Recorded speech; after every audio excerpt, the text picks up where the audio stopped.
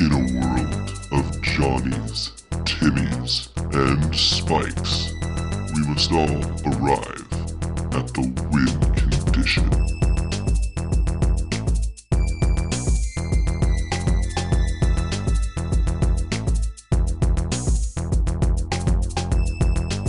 Hello again, and welcome back to the Win Condition Podcast, your source for lore, news, and brews in the Magic the Gathering community.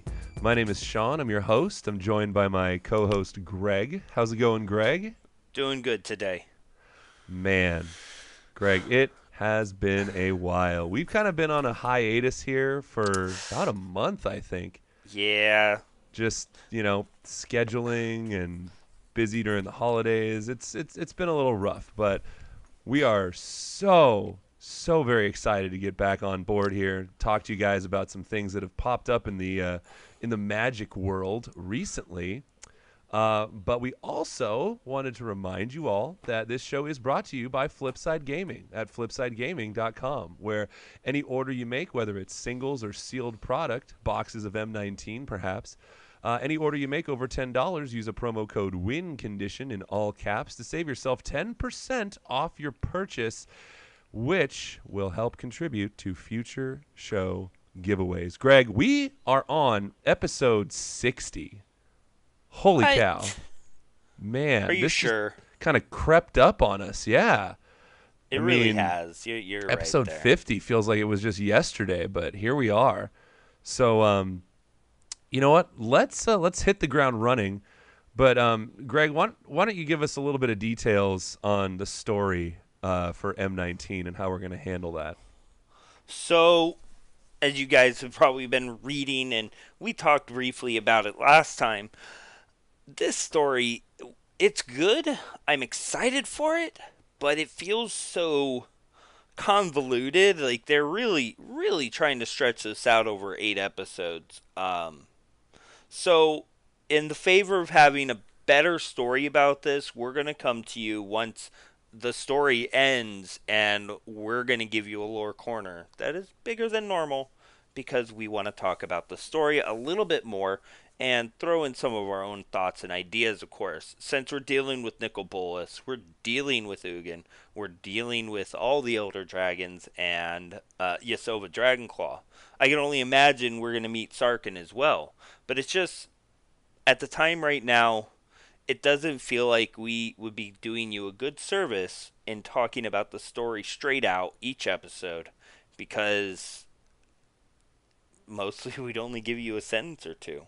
Yeah, and we get excited about the story, and then we want to talk to you guys about it. And to be honest, it is a little convoluted. It's a little bit of time warping, jumping back and forth. So it is a little confusing. And if we can just kind of piece it together at the end, give it to you in digestible chunks, then we feel like you guys would probably get more out of it. Of course, if you're reading it as you go along, that's fantastic. We're trying to keep up too. And it is an interesting story. But in terms of letting you guys know via this podcast, we're going to try that this time and see how that goes. Also, because we do have quite a bit that we want to talk about. We're a little late to the party, but there's been an announcement recently. There's a Hearthstone tournament coming up that some Magic the Gathering players got invited to. Or wait, no, I'm sorry. I got that mixed up. Wait, where are we even at when we're talking about this? What do you mean? I mean, this is news and announcements, but we didn't even introduce it. Yeah. Yeah, you're right. We're kind of going all out of order here, but before we really dive into it, sure, let's go ahead and head into As Foretold.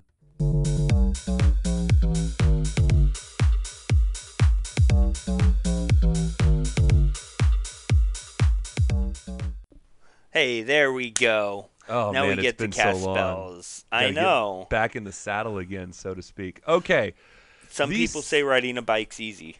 Yeah, right. The Silver Showcase. Like I said, we're a couple weeks late, but no shortage of opinions here on talking about it.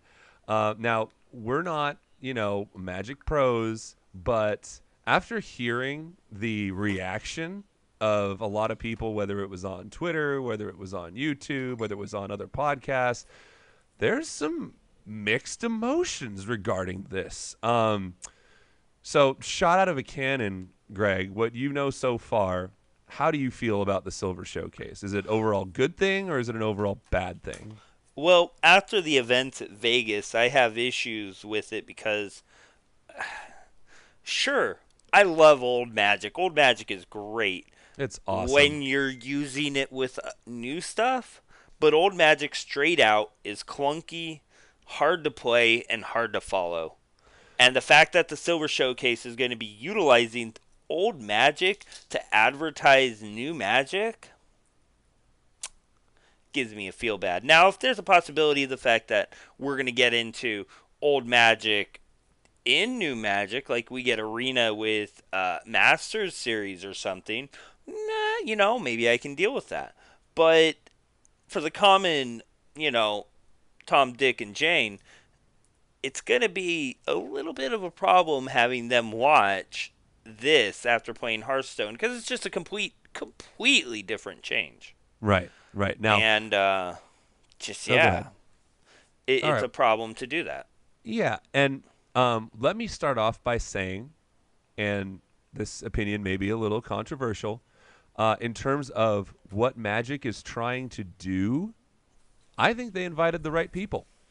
I think by basing it on the top pro point earners across the globe from various countries, plus inviting some of the biggest and most prominent names in a competing collectible e-card game. I mean, let's not beat around the bush. This is Hearthstone here, which is Magic's main competition in the esports world. By inviting, Kibler, Sivka, and Amaz, I think that they are really trying to pull from the correct audience, and they did invite the right people. Kudos to Wizards for that. Just because, they'll be able to get their followers out to watch. Hopefully, if Magic is, in fact, going to become an esport, which is a whole nother can of worms that we don't need to get into right now. But if that is your MO, then yes, you have done the right thing. Congratulations. Unfortunately, that's kind of where it stops in terms of the praise. Everything else about this seems just totally wrong to me. Let's go ahead and start out with what they will be drafting. They'll be drafting, I believe Wait. Don't forget the type of draft. Oh, that's right. It's a Rochester draft. Now, Rochester drafting involves opening one pack at a time and rotating it around as you draft one individual card. It takes a long time, but you do get to see a good focus on each card, each pick from each pack. But it definitely seems like in any other format, a Rochester draft would be sort of painful. I don't know, Greg, do you think that a Rochester draft is the right way to do this or not? Being it's the old sets, diehard Magic fans are really happy it's going to be a Rochester draft because giving them a Rochester draft with these sets allows us to see everybody's cards they want to get. And it's definitely a more intuitive play style because you have to pay attention to the fact of what everybody else is drafting so you can decide on your draft picks as well. But Right. if you're trying to introduce this to a new group of players, which I can only imagine that's what they're really trying to do, this makes bad sense. Yep. I mean, this is beta. The second. Whoa! It's not just beta. Oh no, it's not. Why don't you tell us which sets that they will be drawing from? So there's going to be beta. There's going to be Arabian Night. There's going to be Antiquities and Legends. So that's right. There are 3 packs each of limited edition beta, a pack Arabian Night, a pack Antiquities, and a pack of Legends. Okay, so that's going to be what? Six, Wow, that's 6 and packs, then what right? else? Yeah. Okay, well, based on that, and knowing that you are trying to attract some new players to this game, this potential esport, why not throw the best of the best out there to get everyone jazzed about it? Why not have somebody draft a contract from below? right? Whoa, Right? whoa, whoa, wait, whoa, whoa, whoa, whoa, whoa. I'm sorry, sir. You can't play with that card. It is banned in all formats. Why not? Because it antes. Wait, what's ante? I'm a Hearthstone player. What the heck is ante? Well, ante is a way to play the game where anytime you play and you lose, the cards that you've anteed go to your opponent. So it's like gambling.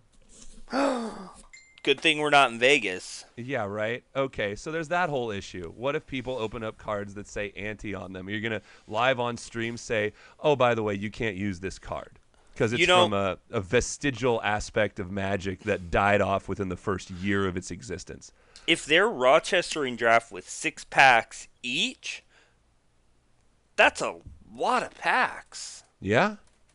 So Yeah. I think they're planning ahead in the fact that they know there's going to be anti cards. They know it's going to happen, and they're just making sure that when it does happen, they have something to take care of it. Now, I'm willing to bet you what's going to end up happening with this Rochester draft is anytime we are going to pull out these cards, the anti cards are just going to get pulled out. Well, then that also kind of brings to question. I didn't actually see the stream the first time around. I didn't either. I was going to say, if they cracked the box in front of them and passed out the packs, then that's fantastic. That's truly random, and you never know what you're going to get. But if I'm not mistaken, in the older packs, wasn't the packaging such that you can kind of move the cards around and see what was in them before you opened them? The other issue is the fact that Alpha and Beta, those packs were actually see-through. Yeah. And the boxes were never factory packed. So they could potentially just be seeding these packs to make sure that, none of these. That's a lot of work to go through and push each individual card up to look. But anyway, I mean, also, what if someone opens up a Shahrazad? Did you watch that the Loading Ready Run broadcast when Wedge was playing Unhinged and pulled the Shahrazad, and what a fiasco that was? And like that thing quickly just turned upside down, and there's a potential that someone might open one of those. So in this spectacle of a situation, you might have someone casting a Shahrazad and playing a sub game within a sub game of Magic, and meanwhile you're trying to attract Hearthstone players. Forget it. Let's not showcase a flip bolus planeswalker that's got everyone just jumping out of their chairs cheering. No. What about if they open a Chaos Orb? Okay, yeah. There are so many old mechanics here that are just unplayable now. Banding? Well, I think it's very okay. You know what? My opinion on that, I love the fact that there were people playing with banding because it forced the issue. And when judges have to explain that, guess what? Instead of people all over saying, well, banding's impossible, we're never going to explain it. Sure, there's corner case scenarios that are super complicated, but the actual mechanic itself was pretty powerful. It was pretty fun to use, too. It gave attackers the benefit. Yeah, it's like, okay, well, we're all attacking as one, and we're going to decide how the damage goes through. Okay, yeah, there's many layers that go on top of that, but this is a dead mechanic that you're never going to see again, but now you're going to get to see them play with it, which is awesome. But we're kind of beating the horse dead here. This is all going to prove problematic trying to pull in the new group. I feel that there was a better choice in playing something. Heck, if they even did Modern Masters original, that would have been a great thing to watch. Sure, right. But I mean, or even if they did a proxy Masters set that's never been released. Yeah. Could you imagine Masters from Moto? Masters that Edition would be cool. 4? That would have been sweet. Again, but we know we're never going to get that. Again, that would have been done digitally, which is what we're going for. You're trying to attract a digital audience with ancient paper cards that people will never be able to get. I mean, everything about this just seems so wrong. I mean, if you're going for the celebrity aspect to reach out and get these people to play, go talk to Joseph Gordon-Levitt. Go talk to Seth Rogen. Go talk to celebrity actors who play Magic. Get them involved. Next thing you know, your audience is through the roof. Do you think Vin Diesel plays? Sure. Okay, great. Great. But there's just so much of this that's gray area that it seems like they're trying to appease everybody, everyone's included, but you're only going to piss more people off by trying to say like, oh, well, we're going to make everybody happy. This Well, should be well, a Ma, you got to Go ahead. remember here. We're talking, it's the 25th anniversary. How much money does Magic have? Can they really invest in getting players that play and are movie stars? Probably not. Is this the best that they could do? Yeah, You know but how they didn't want to make it so it's pro players only because there's so much salt that came out of Vegas. Okay, here's an idea. The prize pool, this event was advertised as a $150,000 event. How much are you going to need to pay people to come and play Magic? Seriously. If you were like, hey, Mr. Celebrity, you put George Costanza. Yeah, he used to play Magic. Why don't you come and play Magic? We'll pay you $20,000, right? Times what, 8? That's 106. That's $10,000 more dollars. And even if they just wanted to come to play for fun, I mean, it's crazy. They're pulling every different direction with this, and I mean, in theory, it's awesome because they're opening old packs. But in the reality of what they're actually trying to do with this event, it seems insane. Yeah. Like, I don't get it. Like, you got all these pros who are complaining because they want to play Magic professionally and basically earn a livable wage off of playing Magic, or at least make more so they might not have to produce as much content as they do now. I mean, I've heard many pro players saying that, it is impossible to live off of your Magic winnings alone. Okay, yeah, sure, great. Meanwhile, Fortnite is paying out $100 million in prize money, this year right here. Yeah, but there's also the whole thing of you got to look at with Fortnite is they have what 100 programmers that are working on it. Oh yeah. Oh, Okay, absolutely. so then how much are they making a month in microtransactions? Oh, they're making boatloads, and that, there's no physical product being made there, so all they're actually doing is server space and programming. Yeah, they so got to when pay you look at the 3D Wizards, designers to make new models and skins and sell them for $25 a pop. But Wizards at this other option is also doing that and creating physical cards. So Right. there's a lot more being paid out by Wizards. That's why they can't afford it. Now it's not cool, Right. but that's what it is. Right, and also games like Fortnite and even Hearthstone are definitely more fun to watch, which is why this whole arena thing is going to be pushed pretty darn hard, Like, you're not going to sit and watch, if you're an average person who plays Magic casually, are you going to sit and want to watch the current coverage do what they do for hours at a time? Probably not. But you can watch somebody play a fast-paced video game with stuff flashing, people getting shot down all the time, and people yelling and screaming. Like, there's such an element of character that Magic is missing out on. They're not diving into these individual players. Again, on another podcast, they were saying, could you name off all the Platinum Pros right now? You could probably name a couple, but they're not taking these players and marketing them and making it really, really intriguing for you to kind of sink your teeth into actually learning about these people and what they've been doing and this, that, and the other. A part of that is the fact that we've got an event every weekend. Sure. I mean, what's playing this weekend? Cincinnati? Yeah, the Star City then Games team. Yeah. And then next weekend we've got GP Sacramento. Right. Now let me take this a step further, okay?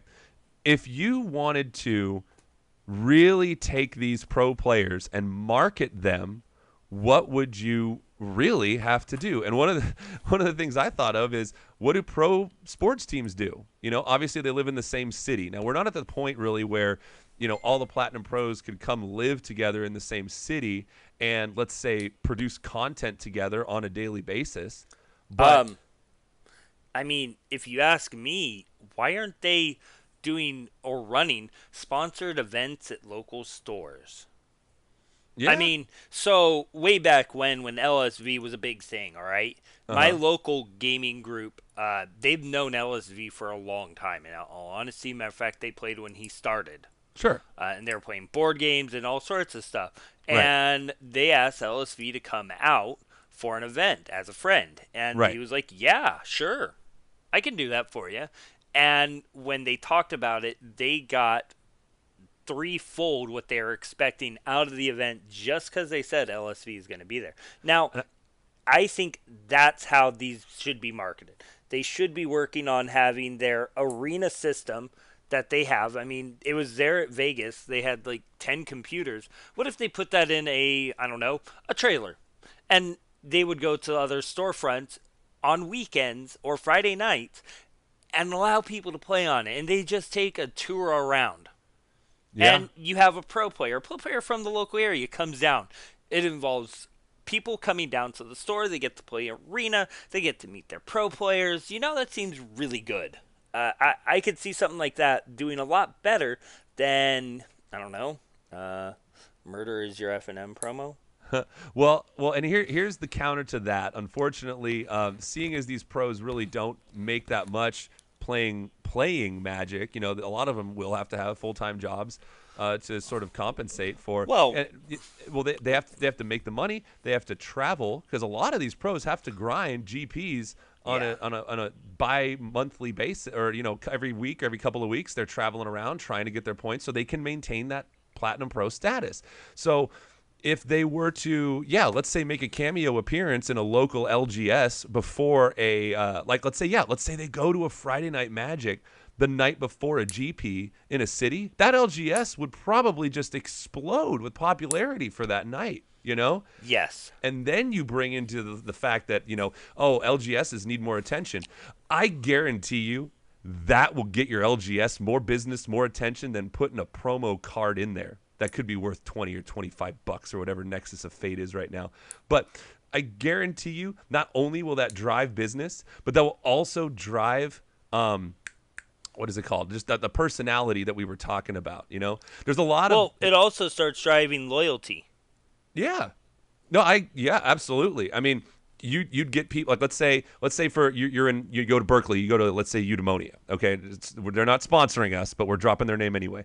Let's say you go to Eudaimonia, and all of a sudden, I don't know, random Jerry Thompson. I know he lives in Seattle, but or near Seattle. Whatever. Let's say Jerry Thompson shows up at Eudaimonia for an A F&M. more equitable player, although not my favorite, would be Shahar Shenhar. Sure. Okay. Great. He's a local boy. Okay, yeah, let's say he shows up, and it was advertised that he would be at F&M at Eudaimonia the night before Grand Prix Oakland or Grand Prix San Jose or something like that. Holy cow. You would have to open up like more rooms to accommodate the people who would maybe get an attempt to play against him or even just meet him. Have him, sign a card or two or something like that. Like that kind of exposure. And to do it publicly, you'd have to do some kind of streaming with it too. Like more shops I've noticed. I gotta throw this out there. Yeah. You remember Worlds? I do. Do you remember when Worlds did exactly this? Yeah. No. I don't remember when they did this. I don't think I was really an F&M goer at the time, but no, that was a thing. So what was going on during Worlds is Worlds would happen, of course. There was they would do one a year, and you would get the top pro players prior to their pro event would be there. So like on a Friday, you could go down to the venue, play F&M, and they'll be there. Yeah. Spell slinging. Yeah. Playing Magic. Whatever you want to play, they'll play it. Sure. And sure, they're playing all night. Sure, they're getting paid to be there. But it was a great way to meet and play these people. Anyhow, I think we're kind of... No, we're not done with this yet. You're not done with this yet? You're still upset? No, I'm still going. Yeah, because this is actually got me thinking quite a bit here. I'm gonna run something by you here. Okay. I've recently joined up on Facebook with a group. It's called MTG Content Creators. Sure. Now, if I'm just gonna bounce this out there, and I want your immediate reaction to it. Okay. Twitch is basically going to be the future of where Magic is headed, correct, in terms of popularity, right? No. Well, no? Okay. No. Okay, why not? It's going to be an esport. Why isn't Twitch or YouTube or something like that going to be where Magic is going to be focusing? Well, the reason why I say no is because in the next 5 years, Twitch is going to be gone. YouTube is going to probably be in a different format, and we're going to be looking at a different format. Possibly a system where there's more interaction between the players watching instead of them just having a chat screen. You There's honestly going to think be, Twitch is going to be gone in 5 years? I think it's going to be a completely different entity. Okay. And Well, just like Vine let way to Snapchat. okay. Well, my whole point Now, is, in the event of like video streaming services, not naming any of them out there, yeah, there's going to be something. Yes, the next step for Wizards is that they're going to have an all-encompassing option for people to enjoy and watch this. Um, Personally, I could see the next step being a digitization of the playing field so people digital and in person can play Magic. I think I see what That you're should saying be here. the next step. I think I see what you're saying. Because Okay. imagine that you're going down to, oh, I don't know, you'll go down to GP Vegas. Sure, that costs you $600, maybe $2,000, depends on what you're doing.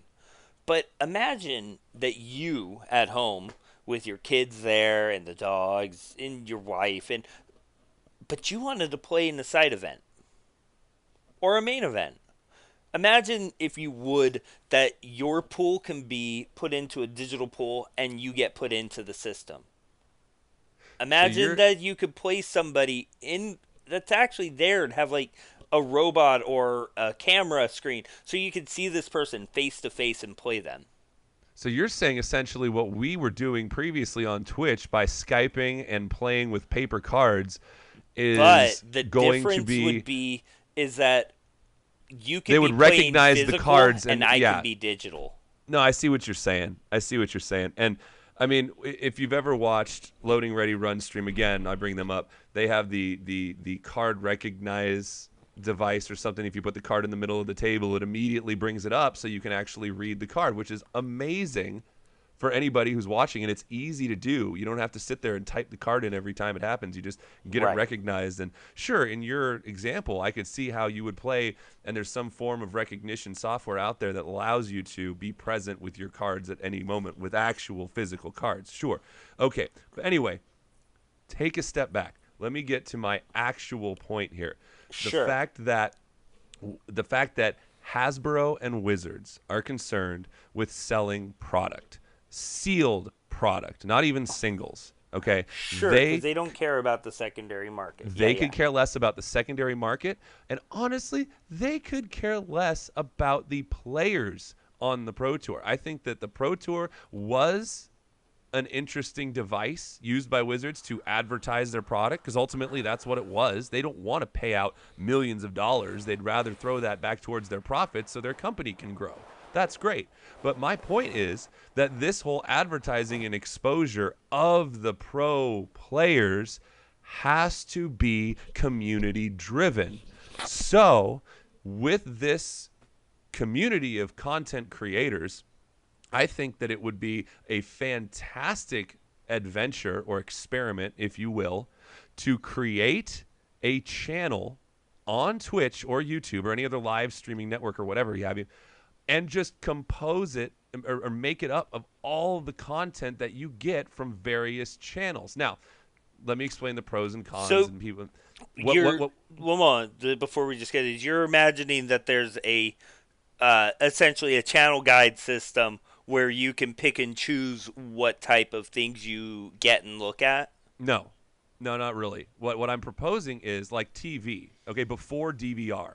Okay, here's what TV was before DVR. There was a channel, ESPN, and all it did was sports. Okay, there's a channel, and all it does is Magic. It can be gameplay. It can be content that people make on YouTube. It can be interviews with pros. It could be Star City's contributions. It could be video podcasts. There is so much content out there that if there was a central hub that people could come to watch, like a station, then that would be great. That would be a great start to kind of localize everything. Now, here's why people might not like that, because maybe it detracts from viewership from their actual YouTube channel, and that's how people actually make money on YouTube with their content creation. But here's why it could work. if you don't backlog anything on Twitch, if it's all just present and at the time, and you end each video with check out rest of my stuff at blah blah blah at youtube.com or whatever, and someone wants to say even just, hey, I want to show someone this video, where do I go to show it to them? They go to their YouTube page, and all of a sudden, bam, they're looking at all their stuff that they've made. And if they're like, okay, well, I've seen enough of this, let's jump back over to this channel and see what's good, and they see something else they like. More exposure for more pros, more content creators. And all it would take is just someone grabbing all the video files and slapping them together on a continuous loop, and you could play that channel 24/7. So, in essence, you're just wanting to do what Daily MTG has been doing recently. Like a Magic TV station. You're not going to get a Magic TV station on TV. There's just not enough interest. That's why I'm saying Twitch is the way to go for something like that. Well, that's how 96 championships were run on, ESPN. ESPN, too. Yeah, sure. But that was, what, 20 years ago? Yeah. Sure. What is it, 2018? No, that was 20... almost 20 some odd years ago. Anyhow, that's back when Magic thought it could spend money on real television time to make more money, and I don't think that worked. And that's why all this stuff has to be consumer driven, and it's not going to come down from Wizards. So, but Wizards has already started this with Daily MTG. Have you been on Daily MTG in a while? You'll get a video from Loading Ready Run, Game Nights, Commander Versus. Now, these are the most polished channels. Sure. So, it's a start. The problem is that Wizard deems whoever they feel is right. Well, like, Wizard deems GPs to be handled by Channel Fireball. Right. Well, it's because they're a huge company and they quote unquote do a good job, And if you look at the views for something like Game Nights, I mean, you'd be dumb not to want to incorporate that on a daily or weekly basis, right? So the thing is that there is a start. Yeah. And those come out. The worry I've got, of course, is that there's the possibility of YouTube getting shut down because people are making their livelihood on there. And the people that are making their livelihood on there are, in essence, prostituting themselves. Even if they're not taking their clothes off. Yeah, man, sure. Well, all I'm saying is so if you it's a gray area that could be if you want to drive the popularity of this game, if you want to drive the recognition of pro players, if you want to do anything other than advertise the current Magic standard and ancillary products, it all has to be consumer driven. Magic's not, Wizards is not going to advertise stuff that was popular 5 years ago. They've got more stuff to worry about. What are you talking about? They're doing a Rochester chaff for beta. and we've come full circle back to our little talk here on the Silver Showcase. So anyway, whoa, that was quite a bit here. But I don't know if that was little. That was fun. That was good. Good little debate there. All right. Anyway, so let's move on here. Greg, we got a tiny swinging of the ban hammer a couple weeks ago here. What format got banned? What happened? What format got that ban hammer? Did Chain Whirler get banned? No, Standard wasn't affected. What about did Stoneforge Mystic get unbanned? Out of Modern? Nah, that card's still too good. Did Prophet of Crufix get unbanned in EDH? No, we didn't get Primetime either. More importantly, Mishra's Factory get banned? I'm sorry, did Mishra's Workshop get restricted in Vintage? No. Well, you're missing Legacy. Oh. And Brawl. And Brawl. And Brawl. Yeah, I love Brawl. I love Brawl. But anyway, we're talking about Legacy here. Greg, what got banned in Legacy? Well, we've got the best one-drop Planeswalker ever produced, Deathrite Shaman. Gideon's crying in the background. Oh, yeah. So is Tybalt. If you don't know what Deathrite Shaman does, it is a black-green hybrid elf shaman 1/2 that you can tap and exile land from a graveyard and a mana of any color. Tap a green and tap it, and exile a creature and gain 2 life.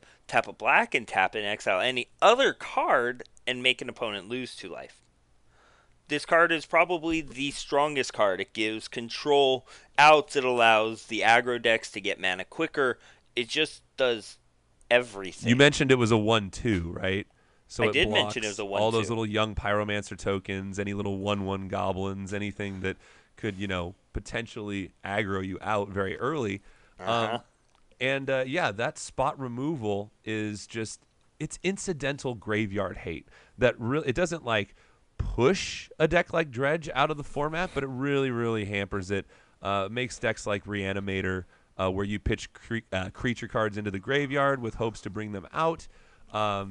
It will definitely, sort of shell those strategies quite effectively. But now with it gone, and another thing was you could just play it with a black.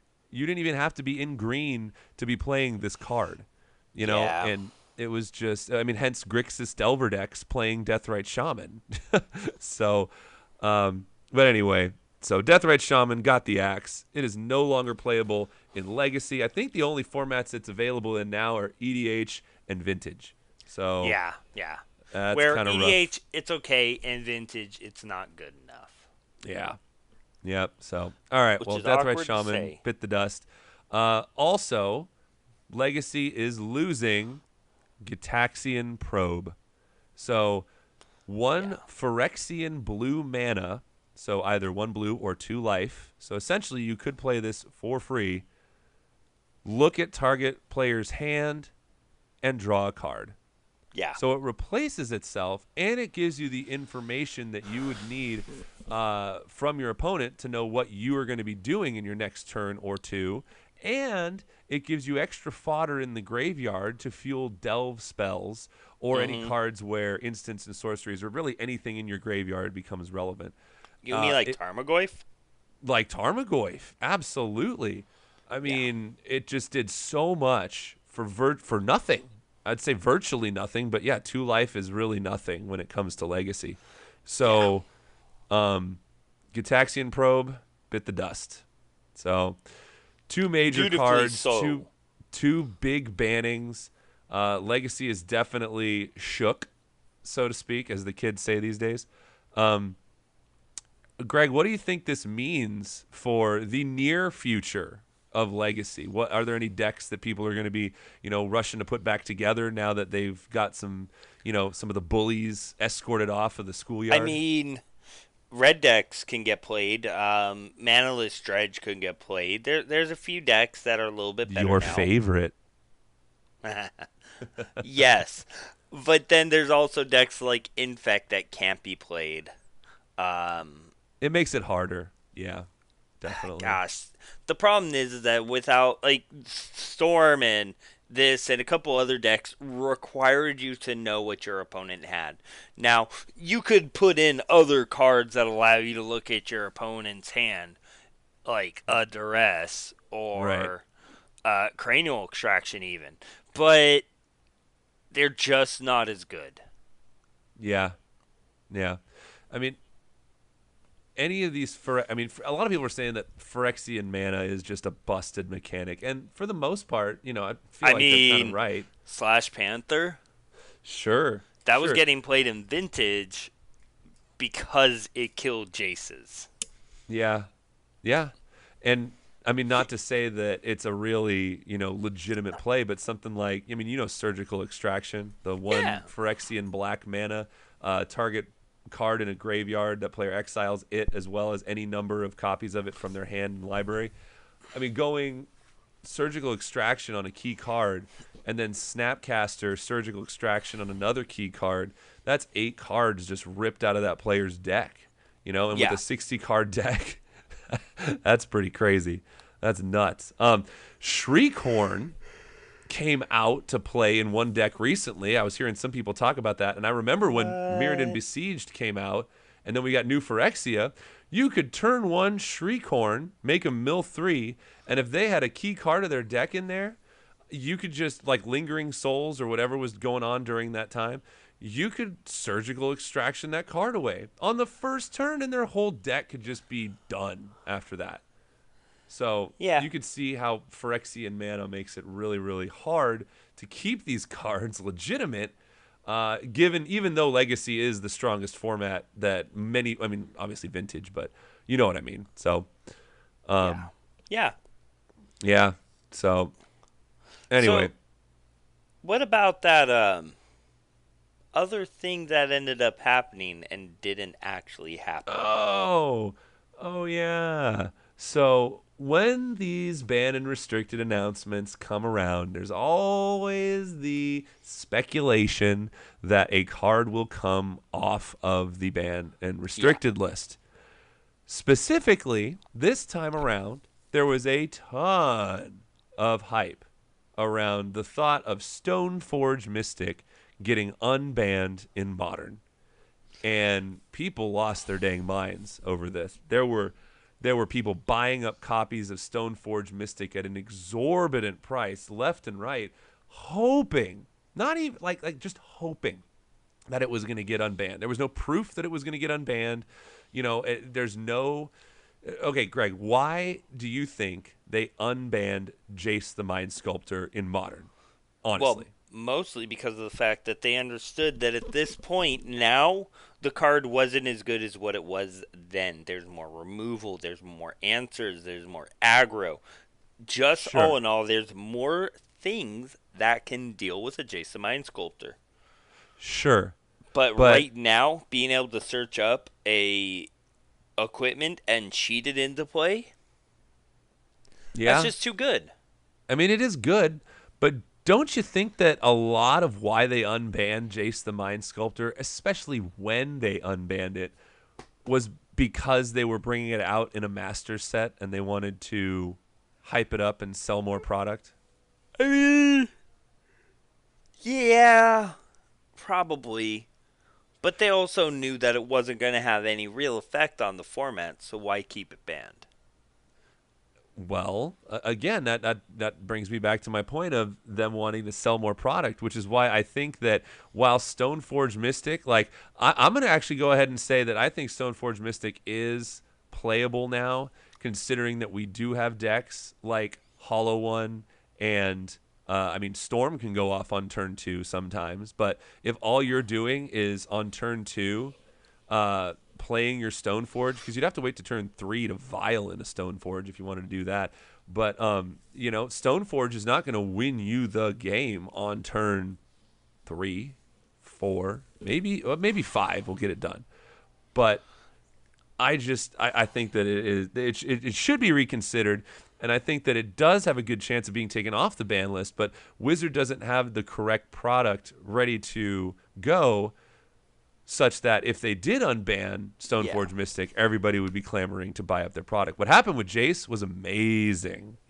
People were buying M25 even though they were saying it was a low-valued set. Now, if you say Stoneforge Mystic is going to be in this next master set, oh, and by the way, we're going to unban it, have fun. Everyone's going to be running out buying that new product. Yeah. Yeah. And I just think that it will come off the ban list. I'm like 99% sure, but only when you hear that it's going to be getting a reprint, or maybe vice versa. You'll hear it come off the ban list, and then surprise, Stoneforge Mystic is back in return to battle for Zendikar. But I don't know. We'll see. The return to the return to the return. I don't know when it's going to stop, man. I mean, Ravnica is so popular. What's it going to be when we come back, the next time? Dude, by the way, do you have any other ideas of what that third set is going to be? Because obviously they haven't given us the name of it yet. I think it's totally going to be the Desolation of Smog. The Desolation. Dude, it's going to be... I think the fact that they've kept the name from us means severe plot twist. Huge world-changing event. Bolus brings his Eternals to Ravnica, and it's now Ravnica, prison of the Guild Pact, or something like that. I don't know, but no, it's going to be Alcatraz. See, that's the story I'm waiting for. Okay, Nicol Bolas and Ugin dropping his eggs, and well, we won't get all into that, but that is the story that I'm like chomping at the bit for. We'll bring you the chronicles of Bolus and Ugin, but oh man. Oh, this other story has just got me on the edge of my seat. So I know. Okay, So, we have gone on with As Foretold for quite some time now. We wanted to transition because, gosh darn it, Greg, M19, it's release weekend. You I can get your know. hands on all these cards, and we haven't even gotten a chance to really talk about a lot of them yet. So we'll blast through a few of them, and then we have something special because our mailbag has been collecting some dust. We have some mail that we have not gotten to for quite some time, and we wanted to kind of turn it into a fun little exercise that we might pursue later on in future episodes. But before too long, let's jump ship and head on into the Brewmaster's Lair.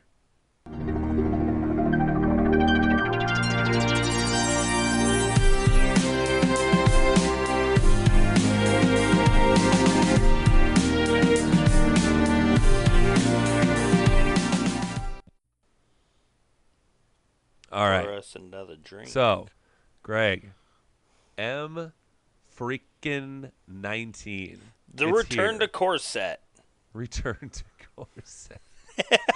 All right, so I'm going to go ahead and just say let's pick 3 cards that we're super excited about and talk about them. Go first.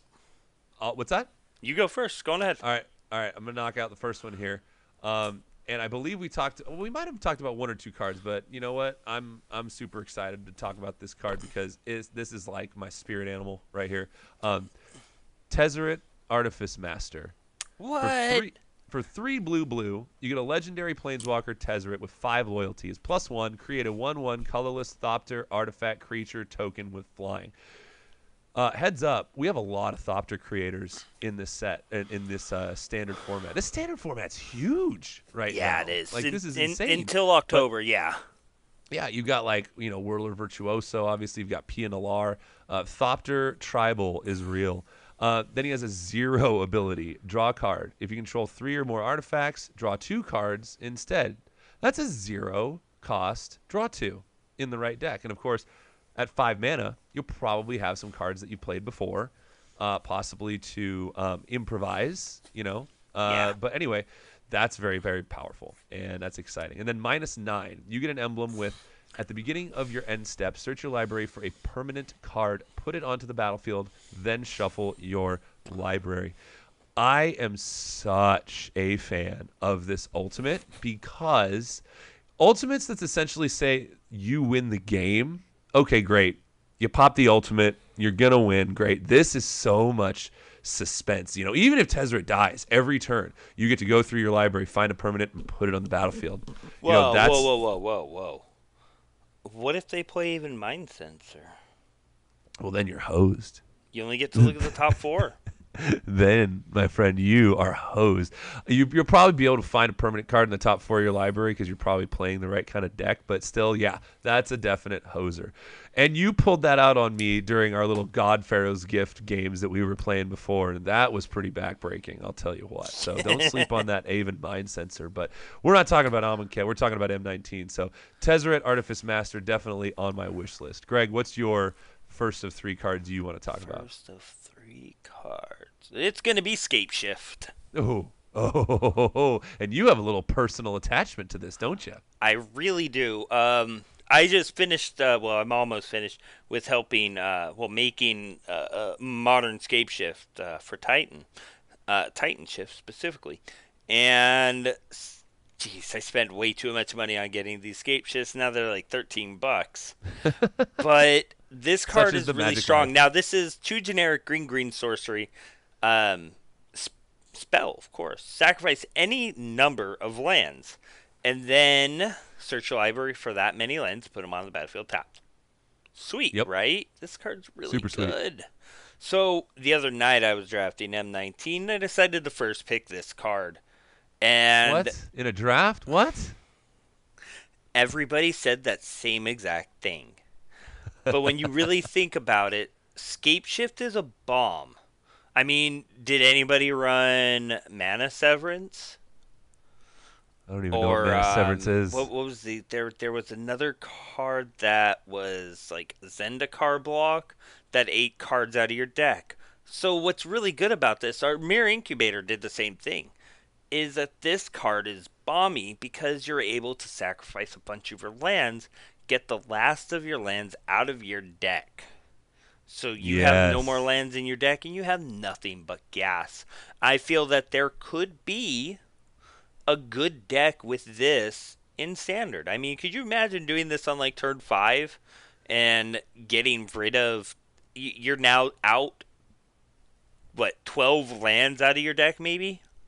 Heck, that And leaves eight or 10 lands left in 50 cards or 40 cards. It's like you're not going to see much of them. You'll be able to see your consistent cards. This card enables consistency instead of hindering you. I mean, this isn't going to be my next card, but if you paired this up with something like Vivian's Invocation, which lets you look at the top 7 cards of your library and put a creature from among them on the battlefield, that you're right. Scapeshift would make this card so much stronger Well, because I you. mean, you also have Crucible. Oh yeah, yeah, definitely. So there's a I mean, lot of play right now. I think this is just stronger. I think that Scapeshift will work its way into standard one way or another. Do you There's know what lots of else tools. plays really nicely with Scapeshift right now? What does? The Desert stack. Deserts, yes, Because there's so many cards that yes. care about deserts, either in the graveyard or in play. This card enables those. Now, they may not be as good as your Scarab God, but they do stuff. They do. They do. All right. Well, moving right along here, my next card. I actually used to open a lot of these back in Conflux, and I loved them then, and I love them even more now. Uh, Banefire is going to be X and a red for a sorcery that says Banefire deals X damage to any target. If X is 5 or more, this spell can't be countered and the damage can't be prevented. So I'm going to start off with the only foil to this that I know, and that is a card like Commit, which won't counter it, but it will put it third from the top. So Second. there is one corner case, maybe another. I'm not 100% sure right now, but there are Venser? corner case ways to deal with Banefire. Now that we got that out of the way, let me tell you why I am nuts about this card. Is it This double card cast? makes this card makes Jaya Ballard really good. This card is really good against Hazaret. This card is really good against any other thing that might say, indestructible. And not to mention the fact that you could just take someone out completely. You could put 4 of these in your deck, Banefire you for 7, Banefire you for 7. That's 14 damage, And down the road, you've got Chandra too. And you've got, where is it? There's that red creature, Catalyst Elemental, Oh, yeah. that you can sacrifice to add red. There's so much big red mana production that's in standard right now that these Banefires can be super fat and super juicy and uncounterable. So that white-blue control deck that you have, sorry, but you're not going to stop a 20-point Banefire. It's true. It's so good. I love this card, and I think that it's going to definitely see a lot of run in standard, not just in mono red decks, because it's only 1 red mana plus X. You're talking about Scapeshift in green. You could have a red-green deck where you ramp out with Hour of Promise and then just Banefire someone's face, take them down. You could play Banefire in the same deck as Gigantosaurus if you really wanted. But anyway, yeah, I'm super excited about Banefire. I think that it is going to make a big name for itself, and I cannot wait to brew around it. Possibly even make a Brawl deck that includes me a Banefire. All right, Greg, do you have a third card you want to talk about?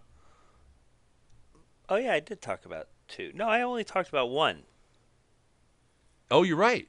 You just talked about Scapeshift. What is your second card? I'm going to have to go with Death Baron. Oh. This is such a great reprint. I mean, if you didn't know, up until we got this spoiled, Death Barons were somewhere around $20 non-foil. Yep. Expensive for what it is. I mean, it's just a zombie lord, well, a zombie skeleton lord. But this card does so much. I mean, it's a 3-drop 2/2. So it is a skeleton zombie if I remember correctly, it might just be a zombie wizard, and I it think it's just a gives zombie wizard. Yeah, all zombie other wizard. zombies and skeletons +1/+1, and death touch. As that you control, of course. This card is just strong, and imagine this in like a Scarab God deck as a one of.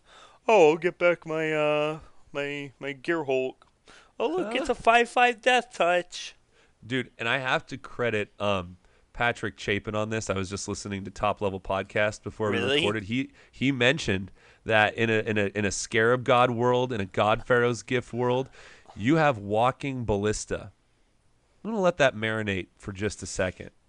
Yeah, no, you could Walking Ballista reanimate and then have this out and just machine gun an entire field. I'll tap 4, I'll kill your cry. I'll tap 4, I'll kill your guy. Exactly. What's that card that you had? Arcane Adaptation. I mean, we're bringing blue into it now, but if you're running the Scarab God, I mean, why not? But Sure. dude, I'm gonna just say something here, and you can make fun of This, you can make fun of me for the colors in a second here, but Death Baron, Arcane Adaptation, naming zombies, Goblin Chain Whirler. God. Yeah, just mow everything down. Oh man, God, that could to be get there would be impossible. yeah right. 1 blue, 2 black, and 3 red. Make that mana work, people. I want to see it, dude. I love me a Death Baron. The card's so good. Yeah, I'm excited for it. So Yeah. I'm happy to have that back. It's kind of a I already have mine, but I'm happy it's there. Yep. So what's your number 3? Okay, my number 3 is an uncommon artifact that can go in every deck. Meteor Golem? Arcane Encyclopedia. It's 3 mana. It's an artifact, and it just says tap 3, tap it, draw a card. Yep. So incredibly universally effective.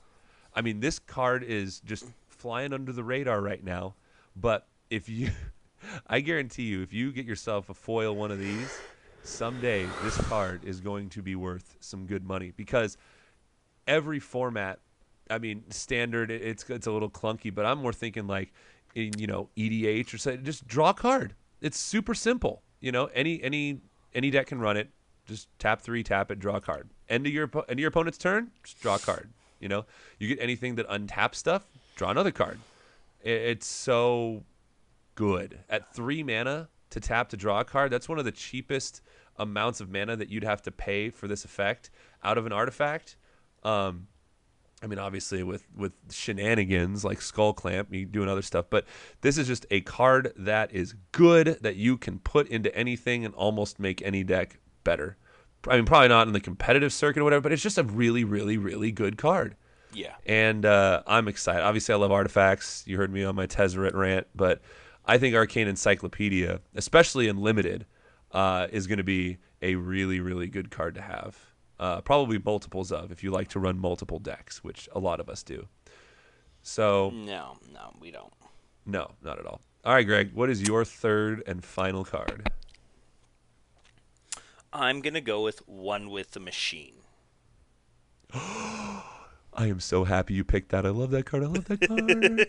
Okay, tell us about One with the Machine. So One with the Machine is a sorcery, 3 generic, and a blue, and it says you draw cards equal to the highest converted mana costs among artifacts you control. Now, in standard limited, the average cost of an artifact is 3 because Okay. everybody plays Manolith. Sure. So you run And this Arcane in your Encyclopedia. deck if they get it, sure. But if you get it, this is pay 4, draw 3. Yeah. It's pretty good, right? Oh, yeah. But let's say you get a Meteor Golem, or let's say you get Ooh. just so many other cards. I mean, even a Heart of Kiran's good with this as a 2-drop. Yeah. What about a Metalwork Colossus? It's done. What about a Planar Bridge? What about a Well, Planar Bridge isn't good enough for standard, but there's so many cards. Even Michael sends Right. Golem in EDH. Yeah. Yeah, There's yeah, so many good cards. This card just seems strong. It's simple, it's easy, and it should be able to be played in almost anywhere. yep, absolutely. Okay, so we're just going to cut it off there. Obviously, there's multiple tons of cards that we would love to talk about, but in the interest of time and the fact that we really, really, really wanted to get to this email question here, we're gonna round out the episode with that. One of our listeners chimed in saying that he was very interested in building a commander deck. But he wanted it to have, I mean, he's running Glissa the Trader as one of his commanders. So artifacts are definitely part of a focus. But also he asked us just for, he likes humans as well. So what I proposed we do to kind of give him some insight here, and we did a little bit of research, went on the Gatherer, looked up some cards, some green and or black cards that are humans. And Greg, I'm going to bounce some cards off of you, and I want you to tell me whether or not you feel like these cards could be played in a commander deck. And you can use build around me scenarios or just overall value good scenarios, but we're just going to try to blast through these as much as we can here because there's a lot of really good green and black humans here. So, No. are you No ready, good Greg? humans. I'm ready. Okay. So, first is a card from all the way back in Exodus. This Oh my card is called gosh. Avenging Druid. Let me read it to you real quick. For 2 and a green, you get a 1/3 human druid. If Avenging Druid deals damage to an opponent, you may reveal cards from your library until you reveal a land card. Put that land into play and put all of the revealed cards into your graveyard. I'm going to have to say this is good. I'm going to agree.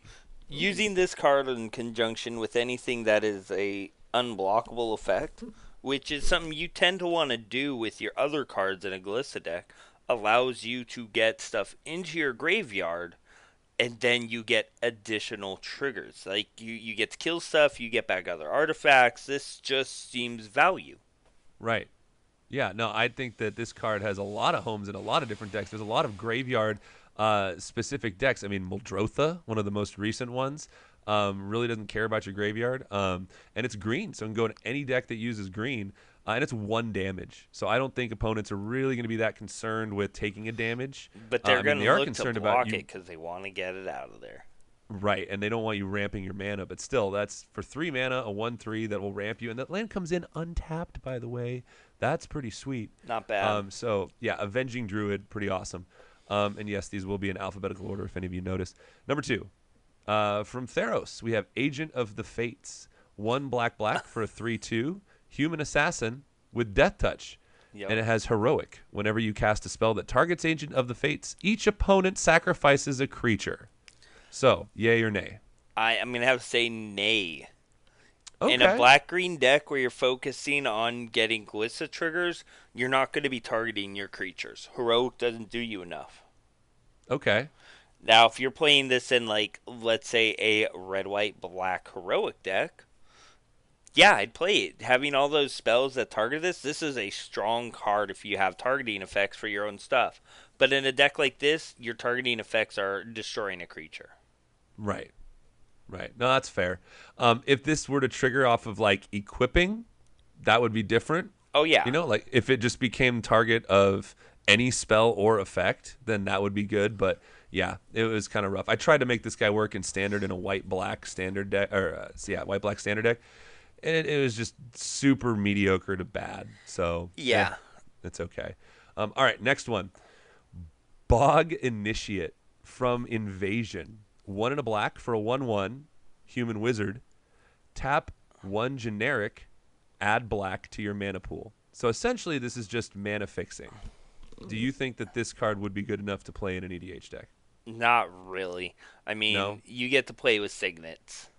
Yeah, that's true. My only thought for this would be like if you were playing like a green-black or a multicolored deck like a Grixis deck and you had a card like Drain Life that will only allow you to Sure. spend black mana on or something. But again, very corner case. So, all right. So Well, cards like then that. you're also probably just going to play Urborg, right?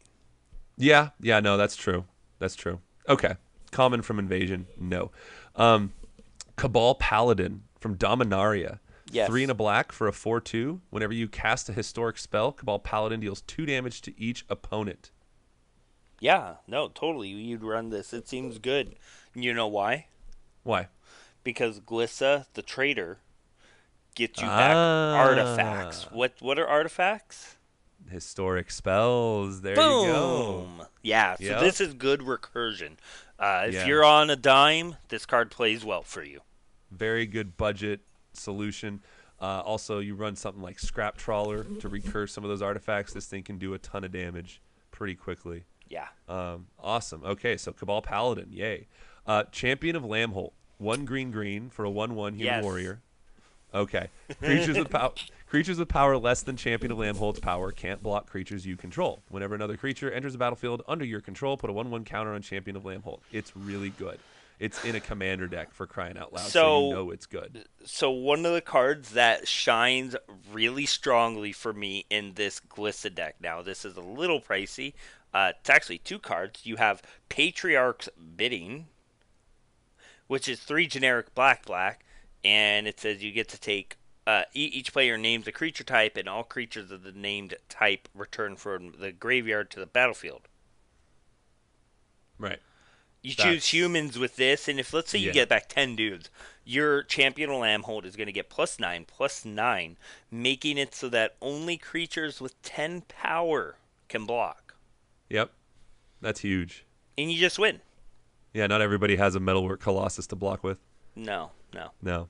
All right, next one. From Ixalan, we have Deadeye Tracker. For 1 black, you get a 1/1 human pirate that has 1 and a black tap. Exile 2 target cards from an opponent's graveyard. Deadeye Tracker explores, which of course you reveal the top card of your library, put that card in your hand. If it's a land, otherwise put a 1/1 counter on this creature. Then put the card into your grave, put it back or put it in your graveyard. Yay or nay, Deadeye Tracker? It's fringe playable. Mm-hmm. Like, I like it because it allows you to exile cards, but I'd rather be running Scavenging Ooze. Yep. No, good point. But Scavenging Ooze isn't a human, though. True. So this is a conditional Scavenging Ooze. Yeah. That doesn't give you life. That sounds good. Yeah. Next card. Next card. Den Protector. 1 and a green for a 2/1. Creatures with power less than Den Protector's power can't block it. It has Megamorph. So you can play this card face down for 3 generic, turn it face up for its Megamorph cost, put a 1/1 counter on it. When it's turned face up, return target card from your graveyard to your hand. Yeah. Yes. Yeah, no, this is an easy choice. This is a great card to run. Okay. I've run this in even like non-tribals because it does that, and getting the 1/1 counter is really powerful. Right. Also a budget alternative for Eternal Witness. I believe Den Protector is still pretty budget. Yeah, it's like $1 or so, whereas Ewits are like $4. Yeah. No, that's true. Okay, and Eternal Witness was actually later on, but obviously you're going to play Eternal Witness. So it's the same basic card except less work. All right, next one. Disciple of Bolas. Mm-hmm. 3 and a black for a 2/1 human wizard. When a Disciple Bolas enters the battlefield, sacrifice another creature. You gain X life and draw X cards, where X is that creature's power. Yay or nay? Yay. Okay. Not only does it give you a death trigger for Glissa, it gives you card draw and life gain. There you go. All right, next up. Doomed Necromancer. 2 and a black for a 2/2 human visionary. Tap a black, tap it, sacrifice Doomed Necromancer, return target creature card from your graveyard to the battlefield. It's a pretty simple choice. This gives you extra triggers on any of your bigger dudes. I mean, if you run Grey Merchant as a one-of, even though it's not a human, this allows you to get it back into play. Yep. It's good. I'd run it. All right.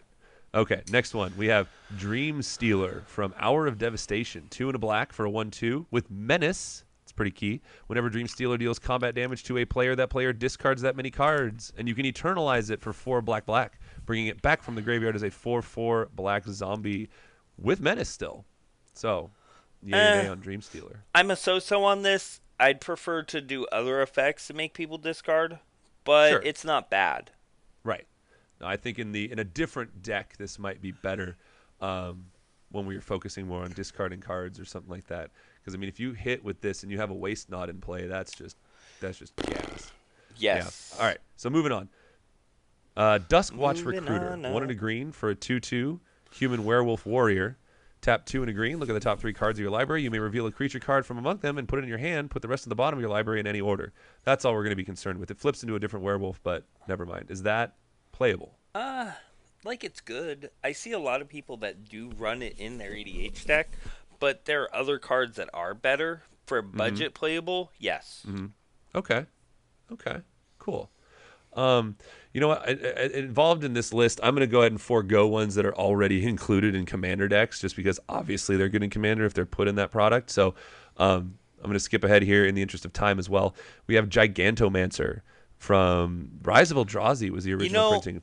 this card was really interesting as like if I remember correctly, it's a 7 generic and a green Yup. for a 1/1 that Yep. you could pay 1 generic and make a creature a 7/7 until end of turn. Correct. It's a human shaman. Yes. So Um, Gigantomancer, yay or nay? the card's good, but there's a really big but to this because it's so expensive for what it's doing. You almost have to cheat it into play to make it valuable, and it makes for awkward gameplay. Well, and the fact that you don't have to tap it means you could use it the turn it comes into play, but you're right. You would have to cheat it out if you want any extra mana to make other creatures 7/7s. Yeah. That's true. Yeah. Okay. Like I enjoy it, but I just don't think it's enough. Okay. Fair. Fair. All right. Next one. From Khans of Tarkir, we have Grim Haruspex. 2 and a black for a 3/2. Whenever another non-token creature you control dies, draw a card, and it has morph. Eh? Yay or nay?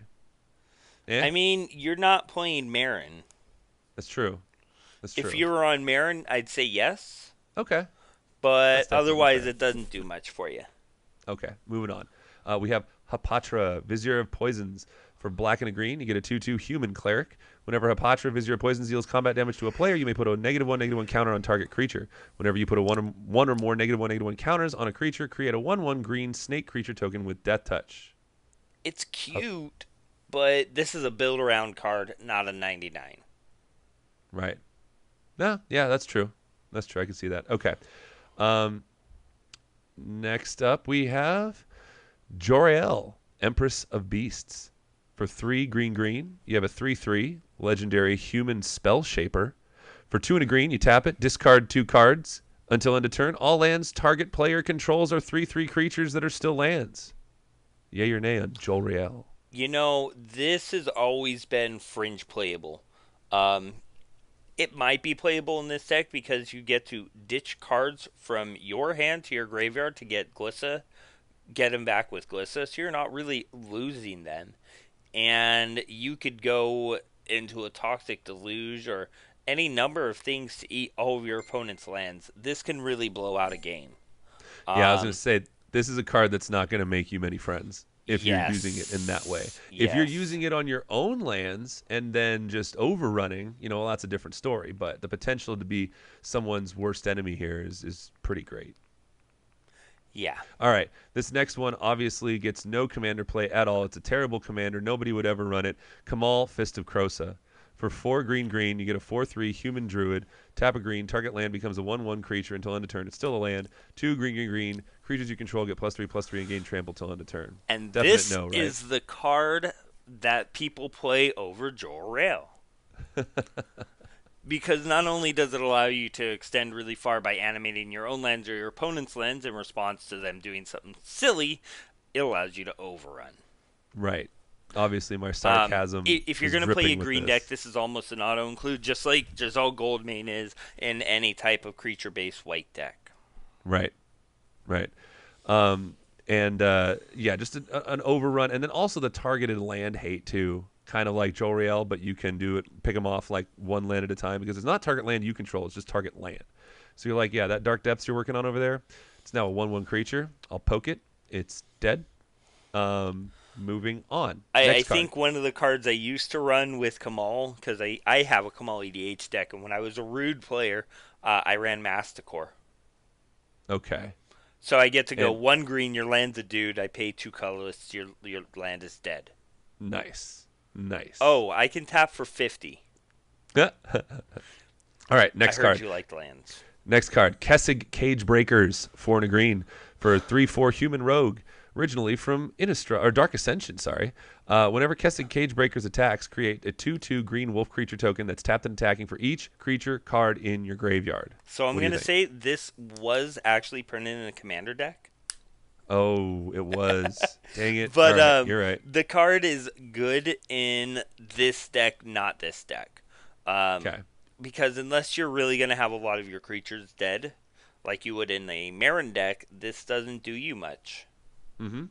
True. True. Okay, so next card, we have King Makar the Gold Cursed. 2 black for a 2/3 human. With Inspired, whenever King Makar becomes untapped, you may exile target creature. If you do, put a colorless artifact token named Gold onto the battlefield. It has sacrifice this artifact, add 1 mana of any color to your mana pool. Yay or nay? I think that's a pretty good card. I think it is too. I think you need a way to It's tap it to interesting. abuse it. Yeah, yeah. Like vehicles, maybe. God, there's definitely a way to do it. I think it's playable, but there are other things that do better. Right. Right. Absolutely. Okay, so moving along. Next one. We have Lifesmith. 1 and a green for a 2/1 human artificer from Scars of Mirrodin. It says whenever you cast an artifact spell, you may pay 1. If you do, you gain 3 life. Yeah, that's pretty good. I mean, it's okay. You know, it's going to keep you alive. It's an early game play that will allow you to kind of survive longer. And you're going to be dealing with artifacts, but the 3 life for 1 mana is, I don't know. It's okay. Glissa brings artifacts back from the graveyard, right? Yeah. Yeah. So maybe this would have a spot in that deck. I don't know. All right. Moving right along. Another human here. Liliana, Heretical Healer. 1 black for a 2/3 legendary creature, human cleric with lifelink. Whenever another non-token creature you control dies, exile Liliana, Heretical Healer, then return it to the battlefield transformed under your owner's control. If you do, create a 2/2 black zombie creature token. We won't go into the Planeswalker side, which is what it transforms into. Spoiler alert. But Greg, your thoughts on Liliana, Heretical Healer? Honestly, I would run it, but mostly because of the fact that it does turn into a planeswalker. That's just Yeah. so much better. Yeah, a 2/3 lifelink for 3 is kind of meh. But yeah, the Planeswalker and the zombie are just really, really gas. Okay, here we go. Limdul, the Necromancer. 5 black for a 4/4 human wizard. Whenever a creature an opponent controls is put into a graveyard from play, you may pay 1 and a black. If you do, return that card to play under your control. If it's a creature, it's a zombie in addition to its other types. Tap 1 and a black, regenerate target zombie. Yay or nay on Limdul? It's a good card. It's more conditional than you want it to be. Okay. Sure. I could play it if you needed to get that extra distance. Otherwise, you're dealing with humans. You're not going to have a lot of strong cards, but Okay. it does allow you to keep your strong cards. Okay. All right. And again, in the interest of time, I'm going to shift gears and go to some more older cards that people might not be too familiar with because we are going on kind of here. So next one I'm going to say is it's actually from Odyssey. This is Nut Collector. For 5 and a green, you get a 1/1 human druid. At the beginning of your upkeep, you may put a 1/1 green squirrel creature token into play, and you have if you have Threshold, all squirrels get +2/+2. Nut Hey, wait, Collector, whoa. yay or nay? What is threshold again? Threshold is you have Threshold as long as 7 or more cards are in your graveyard. That's right, guys. So I think you're not going to have threshold as much as you want in this deck. Good But point. this card does give you creatures that die. Yep. Yeah. Which, if I'm that's not true. mistaken, Glissas and anything on the board dies. Let me double check that. Okay. All right. I wouldn't say that this card is bad. Oh, no. It doesn't give you the triggers if your creatures dies. It's only opponents. So you could get a lot of game blocks on this, but I'd rather be running Deranged Hermit. Okay. And sure, That's it's an fair. elf, but it gives you Right. squirrels. Yeah. Okay. Next up, we have Pitiless Plunderer from Rivals of Ixalan. 3 and a black for a 1/4 human pirate. Whenever another creature you control dies, create a colorless treasure artifact token with tap, sacrifice this artifact, add 1 mana of any color to your mana pool. it's okay. Yeah. It says any creature dies on you control or any creature dies. Whenever another creature you control dies. Yeah, this So doesn't do much for you. not that good. No, no. Okay. All right. Here comes an old one, all the way back from antiquities. Priest of Yawgmoth, 1 and a black for a 1/2 human cleric. You may. Okay. Here's the here's the wording on the card. Tap to add an amount of black mana equal to target artifact's casting cost to your mana pool. This effect is played as an interrupt. Target artifact, which must belong to you, is discarded. This artifact cannot be one that is already on its way to the graveyard. And artifact creatures killed this way may not be regenerated. Oh, by the way, this could get opened in the Silver Showcase. So just wanted to let you all know. Anyway, Oracle text will probably sound something more like, tap, sacrifice an artifact, add amount of mana equal to its mana cost of black mana, to your mana pool. In Glissa, yay or nay? I mean, you got to be running artifacts, which you're going to do. I'd say it's good. I'd run it. Okay. Yeah, I mean, you sacrifice a 3-drop, add 3 black mana to your mana pool, play something. You could probably bring your artifact back with a kill spell or something. There seems something could loop there. Yeah. Next one. Royal Assassin. 1 black for a 1/1 human assassin. Tap, destroy target tapped creature. No, that seems bad. You can't run it. Yes, I'd totally run this card. It's great. Right? I mean, it just couples with Glissa very nicely. So, okay, Royal Assassin, definitely good. That was in Commander. That one's in Commander. Silent Assassin from Mercadian Masks. Black for a 2/1 human mercenary. Tap 3 and a black. Destroy target blocking creature at end of combat. You don't have to tap her. And it doesn't say you have to do it only once. I mean, it's not bad. It allows you to destroy their creatures. It allows you to get your triggers off. I'd probably play this, yeah. Yeah, it is pretty mana intensive. So, okay. And then here, Who similar cares to about that, mana intensive in EDH? yeah, right. Exactly. This card's very similar to the Priest of Yawgmoth that we had earlier, but Soldevi Adnate from Alliances. 1 and a black for a 1/2 human cleric. Tap, sacrifice a black or artifact creature to add an amount of black mana equal to that creature's casting cost to your mana pool. Like it's good, but it doesn't do what you really want to be doing with the deck. Yeah. Yeah, no, that's true. So, I'd probably say kind no. of meh. Yeah. All right, moving on. Thorn of the Black Rose from Conspiracy 2. 3 and a black for a 1/3 human assassin with Death Touch. When Thorn of the Black Rose enters the battlefield, you become the monarch. I mean, if you need that extra card draw in your attacking deck, sure. Yeah. But humans being so small, unless you're getting in with unblockables, I'd probably not be running this. Yeah. Yeah. True. All right, and I'm going to skip over Tireless Tracker because it's not really that budget, and it's a human, it's good, but if you want to know what Tireless Tracker does, go and check it out. They're only like $13. Yeah, right, only. We have Whisper, Blood Liturgist from Dominaria, 3 and a black for a 2/2. This card's just good. Yeah, human cleric, tap, sack 2 creatures, return target creature card from your graveyard to the battlefield. And finally, Zoologist. Or Zoologist. There you go. For 3 and a green, you get a 1/2 human druid. Tap 3 and a green. Tap it. Reveal the top card of your library. If it's a creature card, put it into play. Otherwise, put it into your graveyard. I mean, it's okay. It plays into your theme pretty well because if you're not getting a creature, you're getting an artifact probably, and putting an artifact in your graveyard isn't bad. Yeah. Yeah. So it seems fine. Okay. Awesome. All right. Well, we've reached the end of my list. Thank you for indulging me here. That was kind of fun. But that's going to kind of do it for us. We're going to wrap things up here. It's been a while. A bit of a long episode, but you know what? We've missed talking to you guys. So thank you for hanging out. And thank you so much, everybody, for the kind words. There's been a lot of talk on Twitter. Some activity on our Instagram page and our YouTube page. You guys are awesome, and we really appreciate it. We love you guys. We love Magic, so we're going to keep doing this as often as we can. So with that, This will remind you that this show is brought to you by Flipside Gaming. Head to flipsidegaming.com, where any order you make over $10, use that promo code WINCONDITION in all caps. Save yourself 10% off your purchase, which will help contribute to future show giveaways. Greg, where you at?